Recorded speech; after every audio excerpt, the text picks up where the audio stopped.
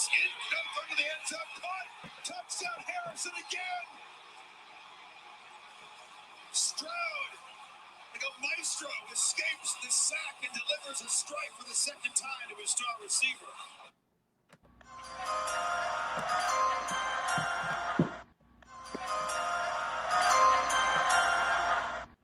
You hear that sound? It's going down. Draft profiles are back again on the Flex Zone Podcast YouTube channel. Only place giving you sports how you want it. When you need it. And Crevonte, what you just heard right now was the sounds of the maestro, your guy from your school, the Ohio State. Let's take a look at our draft profile for C.J. Stroud, a guy you watched a lot of. Yeah, for sure. Well, first of all, that sounds like money. That's what that's what that is. That's what it sounds like. But everybody knows I'm a big Ohio State football fan, and so I've seen a lot of CJ Stroud. I even got a chance to see him in person, so that was fun. I got to see the Penn State game where it was looking a little shaky, but they eventually pulled it out. So yeah, I'm excited to talk about this, brother.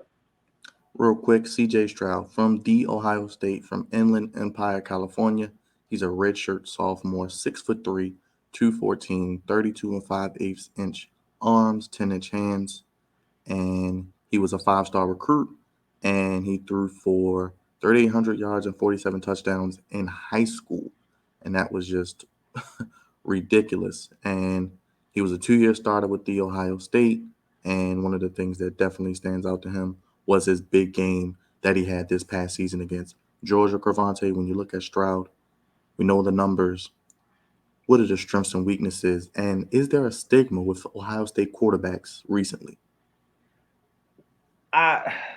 It's not great. The stigma with Ohio State quarterbacks, it's not great. But Justin Fields was electrifying, and he did some great things at Ohio State. Still trying to figure some things out in the professional level with the Bears, but C.J. Stroud is all around better than Justin Fields, and Justin Fields was he brought some heat coming out of Ohio State. So with C.J. Stroud, I think he is an all around better quarterback, especially throwing the ball. I think his best attribute is his accuracy. Best is accuracy, and he's also great with decision making. A lot of young quarterbacks, sometimes it takes time to develop that. I think it helps that he was there for 2 years to figure out the system and all that good stuff. He's pretty good at throwing off platform, throwing on the run, things of that nature. Because in the NFL, in college, things be breaking down, and you have to figure out ways to make the most of the play. I think the biggest his biggest game of the year was the Georgia game. Unfortunately, they lost, but I think he checked off a lot of boxes in that Georgia game. Like I was saying, anticipation, seeing his targets. No, I'm sorry.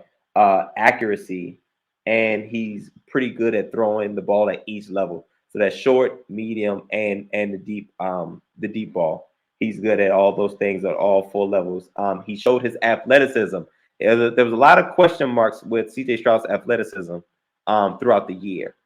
And would he be able to use his legs at the next level? Because apparently that's the way that the NFL is going. Your quarterback needs to be mobile.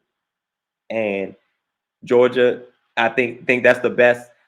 His best film is that Georgia game, because there's a lot of NFL talent on display in that game on both sides of the ball on both teams, and he really showed out. So that was great.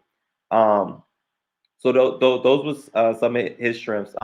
Weaknesses, his anticipation is not great, and it's not great because I feel like the wide receivers I think was always open. Like every time he completed a pass, I felt like there was no defenders around. So what I think he's going to have some time adjusting to is the windows in the NFL are much smaller. So he's going to have to really see his target open a lot more than he did at the Ohio State. And shout out to and we'll get into it later when we start talking about wide receivers. Ohio State does that. They wide receivers. They do a great job at scheming their wide receivers open, and C.J. Stroud definitely benefited from it. But at the next level, those guys are not going to be around. The coaches, those players are not going to be around, and the defenders are going to be a lot better. And also, I don't have many weaknesses, but I just have one more, is that we're hoping that, and by we're hoping, I'm saying GMs and myself, that the Georgia game was not an outlier. We're hoping that the Georgia game was to come, and that just wasn't a one game wonder type of thing. But I don't foresee that. I knew he had it in him. He just needed to show it. He needed to display it. And I think with that Georgia game, he solidified himself at least a top 2 pick. That was going to be my next question. There were rumors when Carolina made the trade that he was the favorite to go number 1. Now there are rumblings that Houston at 2 may not even pick him, Crevonte. What do you see happening? It looks like another quarterback we'll talk about, Bryce Young, might be number 1. Stroud at 2 to Houston seems like a slam dunk, but they may decide to go Will Anderson or another place. That would absolutely be absurd. And I want the best for DeMeco Ryans. Okay, first black head coach, first year head coach. I want him to do well. Now I am hearing that Houston is looking. They're not in love with anybody. They're not in love with whether it be Bryce Young or C.J. Stroud. They're not in love with either one of the top quarterbacks. So their idea is, if we're not in love, we'll go elsewhere. And I'm hoping that that's not it, because C.J. Stroud will be a hell of a prospect for a team, an organization that's been in the dumps pretty much since the whole Deshaun Watson thing, and even his last year. It hasn't been great. And Houston has an opportunity to get a top flight quarterback. Why wouldn't they do it? So it would be absurd for that not to happen. As far as the favorite, C.J. Stroud and Bryce Young has been going back and forth with being the number 1. C.J. Stroud was favorite, Bryce Young was favorite, then it flipped, and I think it even flipped again. So now Bryce Young is the heavy favorite now. So Vegas know what's up. So Bryce Young is probably going to go first, and C.J. Stroud, he should go number 2. So we'll see what happens. I think it would be absurd for Houston not to pick him at number 2. So you plugging him in as a day 1 starter if he goes to Houston at 2 or wherever he decides to go if he does drop. I don't think he would get past 4 with the Colts, worst case. There's no. I don't think he should go past 2. But if for whatever reason Houston doesn't, if Houston doesn't pick at make the pick at number 2, there's no way.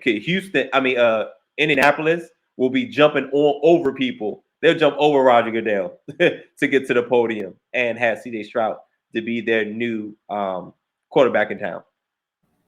Well, that's C.J. Stroud's draft profile. Crevonte, we'll be back with more, right? Oh, yep. We sure will. Also draft pro comps. I have a pro comp pretty much for everybody that we're going to do. And interesting, and I want people to understand this is because of when they both came out, not the professional now. Jared Goff is comparable to C.J. Stroud.